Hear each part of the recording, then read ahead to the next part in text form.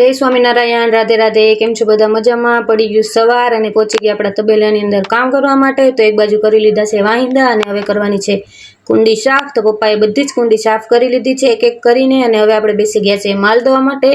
तो आ बाजू हाथथी धोवानुं काम चालू करी दीधुं छे अने बीजे अने आ बाजू मशीनथी धोवानुं पण काम चालू करी दीधुं छे। तो बधा ज माल धोवाई गया छे अने हवे आपणे लगावी दीधी छे गायना आसळमां दवा।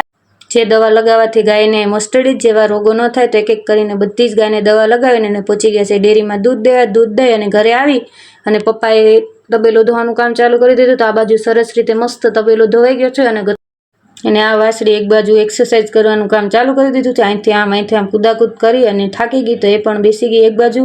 અને હવે આપણે પહોંચી ગયા છે વાડીએ ખડ લેવા માટે।